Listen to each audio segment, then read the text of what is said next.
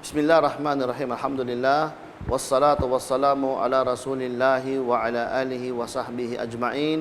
Assalamualaikum warahmatullahi ta'ala wabarakatuh. At magandang araw muli sa ating mga kasamahan. At ngayon po ay magtatalakay tayo sa pakahulugan ng kung sino naman ang mga Muslim. Sino po ba ang Muslim o ano ang kahulugan ng salitang Muslim? Ang Muslim po ay Arabic word na ang ibig sabihin ay silang nagpasakop o silang sumunod sa pananampalatayang Islam. Silang mga sumunod kay Allah Subhanahu wa Ta'ala, tinatawag po itong mga Muslim. No, ang Muslim po ay hindi po ito nakatukoy sa isang tribu lamang o sa isang nasyon lamang o sa isang particular na grupo ng tao lamang. Bagkus ang Muslim po, pag sinabi nating Muslim, sino mang nagtataglay ng pananampalatayang Islam o sino man ang yumakap sa pananampalatayang Islam ay tinatawag po na Muslim. At ang Muslim po ay nasa iba't ibang nasyon. Marami tayong makikitang mga Muslim sa Middle East, nandyan sa Indonesia, sa Amerika, sa Pilipinas.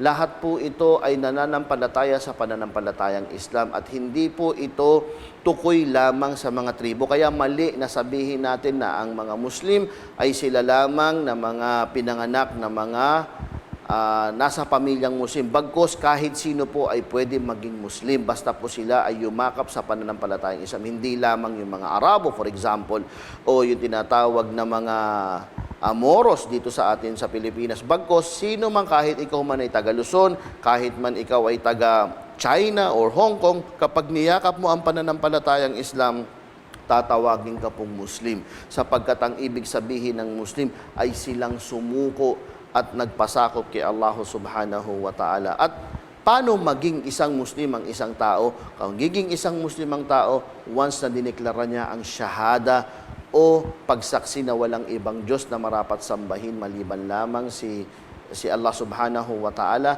at tatanggapin niya si Propeta Muhammad sallallahu alaihi wasallam bilang tinatawag na huling sugo na pinadala ni Allah Subhanahu wa Ta'ala. At Muslim din na matatawag sa silang mga ipinanganak sa ilalim ng pamilyang mga Muslim.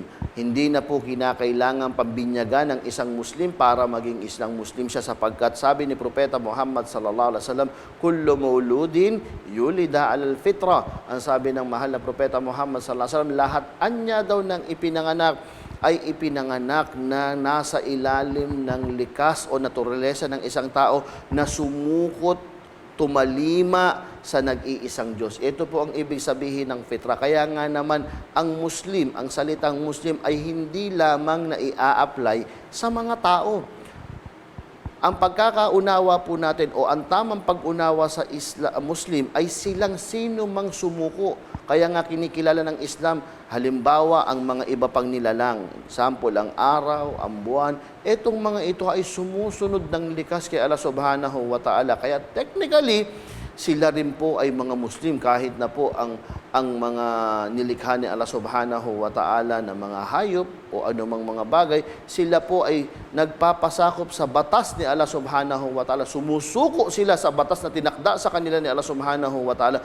Kaya nga naman sila'y tinawag din na mga Muslim, sapagkat ang batas ni Allah ay merong dalawa. Una, yung tinatawag na batas ni Allah pagdating sa kalikasan na ito'y sakop tayong lahat.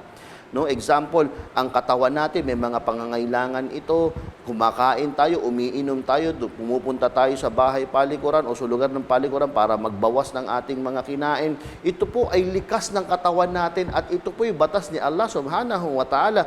At dito po, sa bandang ito, ayaw natin, gusto natin, sumusuko po tayo dito, nagpapasakop tayo dito. Kaya ang ibig sabihin ng Muslim ay siyang sumuko. So sa isang banda po, lahat po tayo ay pwedeng tawaging Muslim pagdating sa batas ng kalikasan. Ngunit may mas mataas na antas ng batas dito si Allah Subhanahu wa Ta'ala, yung batas ng pananampalatayang kanyang tinupad, na ito ay binibigay lamang ni Allah sa silang mga ginabayan o mga nagabayan. Kaya nga naman sumusuko ka kapag dumating sa iyo ang mensahe, ang panawagan ng Islam, at sinuko mo ang sarili mo dito, ay tatawagin kang Muslim by faith, no? Muslim ang iyong pananampalataya. Although, basically, originally, ang lahat ng nilikha ni Allah subhanahu wa ta'ala ay sumusuko sa Kanya. So, technically, matatawag silang Muslim. Ngunit, ang antas ng pananampalataya ay di hamak na mas dakila sapagkat ito'y pinili ng isang alipin ni Allah subhanahu wa ta'ala. Pagkatapos dumating sa Kanya ang malinaw na mensahe mula kay Allah subhanahu wa ta'ala sa kanyang propeta na si Propeta Muhammad sallallahu alaihi wasallam at nagdesisyong kang yakapin ito po ang tinatawag na Muslim by faith o pananampalataya, no? So ang mga Muslim, iba't ibang lahi, iba't ibang tribo, lahat po ito ay nananampalataya kay Allah subhanahu wa ta'ala. At kapag sumuko sila, tinatawag silang Muslim. At sila ang mga mananampalataya kay Allah subhanahu wa ta'ala na sumusunod sa mga batas. Of course, ang Muslim na tao na nananampalataya ay tao pa rin, no? Nagkakasala, no? May mga nagagawang mga paglabag, pero hindi nawawala ang kanyang pagka-Muslim not unless meron siyang nalabag na kung saan ay magpapawalang bisa ng kanyang pagiging Muslim kung ito ay lalabag ng malalaking mga paglabag sa batas ni Allah subhanahu wa ta'ala. At inshallah ta'ala, bibigyan natin ng pag-aaral ito sa tinatawag na nawaqidul Islam o mga nakalalabag sa pananampalataya ng isang Muslim. Gayun pa man, kung ang Muslim man ay nakakagawa ng mga pagkakasala sapagkat siya ay tao. Kaya nga naman ang lahat ng Muslim, ito man ay anong tribo, anumang lahi ito ay tao lamang, ito ay nakagagawa ng kasalanan, ito ay nagbabalik loob kay Allah subhanahu wa ta'ala. Ang Muslim ay hindi, pag sinabing Muslim ay hindi na nagkakasala at hindi naman pwede sabihin na kapag ikaw naman ay nagkasala ay hindi ka na Muslim. Hindi po ito ang akida, hindi po ito ang prinsipyo ng Ahlus Sunnah wal Jamaa. Ang Muslim po ay tao, sumusunod siya sa pananampalatayang Islam, tumataas ang kanyang pananampalataya sa pamamagitan ng pagsunod sa mga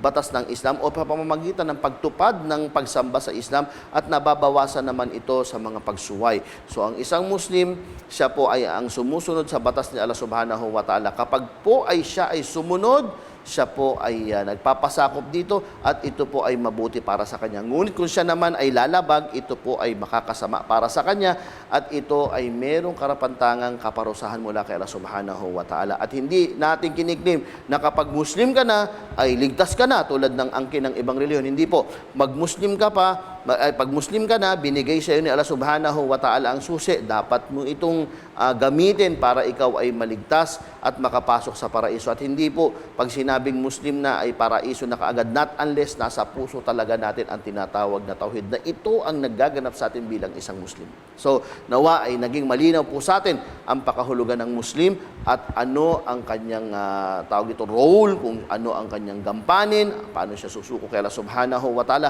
at ang Muslim kung ano ang kanyang estado ng kanyang pananampalataya. Nawa ay malinaw ito sa atin lahat. Jazakumullahu khairan wa sallallahu ala nabiyyina Muhammad wa ala alihi wa sahbihi ajma'in. Wassalamu alaikum wa rahmatullahi ta'ala wa barakatuh.